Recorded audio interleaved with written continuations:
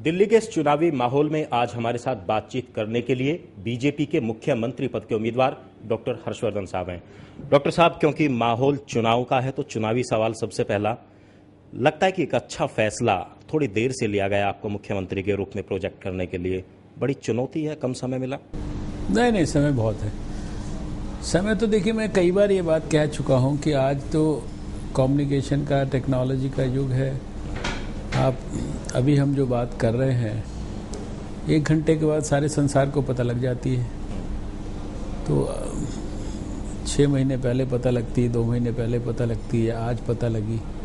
चुनाव तो 4 दिसंबर को है। मतलब आपकी सरकार बनेगी तो एक भ्रष्टाचार मुक्त जो है आप यहाँ पे एक प्रशासन देंगे, सुशासन देंगे। यही बात केजरीवाल भी करते हैं, अरविंद केजरीवाल। वो कहते हैं कि बीजेपी भी भ्रष्ट है, कांग्रेस भी भ्रष्ट है, हम ईमानदार हैं। देखिए, ऐसा है कि हर चीज़ के लिए अब देश को उनके सर्टिफिकेट की ज़रूरत नहीं है, लेकिन हमारी जहाँ जहाँ सरकारें हैं, आप देखिए ना, जो नरेंद्र मोदी जी ने जो गवर्नेंस का मॉडल देश को दिया है, या जो बाकी जगह सरकारें हमारी मध्य प्रदेश, छत्तीसगढ़ में चल रही हैं, आज भी लोग बड़े प्रेम के साथ, इज्जत के साथ अटल जी का 6 वर्ष का एनडीए का शासनकाल याद करते हैं।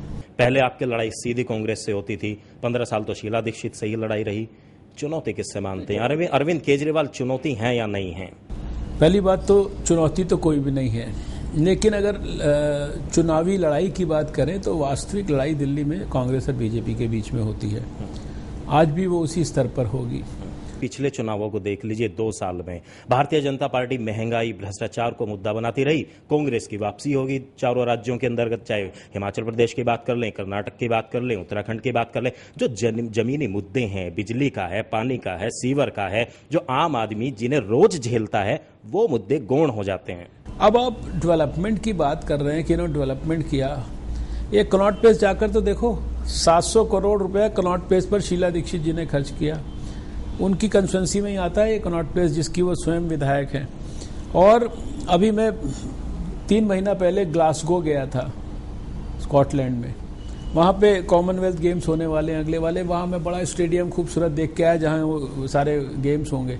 यानी अगले कॉमनवेल्थ गेम्स हो गए, जिस 700 करोड़ रुपए खर्चा करके जिस कनॉट प्लेस को संवारने की, सजाने की कोशिश की गई, वहाँ अभी भी फुटपाथ जो है खोद के बना रहे हैं। तो डॉक्टर साहब, एक यही तो बात है ना, जब बाहर से आदमी आता है, बाहर से आदमी आता है तो फ्लाईओवर को देख के चला जाता है, लगता है दिल्ली बदल गई। आप भी बाहर घूम के आए, आपको भी लगा कि बड़ा अच्छा शहर है। लेकिन मैं बात करूं जहाँ आम आदमी रहता है, आम आदमी की क्या मतलब स्थिति बदली है, वहाँ विकास हुआ है? ना आम आदमी की स्थिति बदली, ना मध्यम वर्गीय की बदली, ना बड़े आदमी की बदली। सबकी स्थिति बदतर हो गई है। झुग्गी झोपड़ियों में जाइए, गरीब बस्तियों में जाइए, जो पुनर्वास बस्तियों में जाइए, आप जो अनधिकृत कॉलोनियों में जाइए, वहां तो लोगों का, बेचारों का आज भी नारकीय जीवन है। लेकिन ईमानदारी से एक बात बताइएगा डॉक्टर साहब, अगर हग असेंबली आती है फिर कहाँ जाएंगे आप? ईमानदार आदमी के साथ जाएंगे? ये बार बार अरविंद केजरीवाल जी ये कह रहे हैं कि दिल्ली में हंग असेंबली आएगी तो ना हम कांग्रेस को सपोर्ट करेंगे, ना हम बीजेपी को सपोर्ट करेंगे, ना सपोर्ट देंगे ना लेंगे।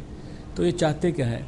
दिल्ली में इंस्टेबिलिटी करना चाहते हैं क्या? ये दिल्ली के अंदर दोबारा चुनाव कराना चाहते हैं? इससे आप इनकी मंशा समझ लीजिए। बहुत बहुत धन्यवाद, आपने डीडी न्यूज़ से बातचीत की।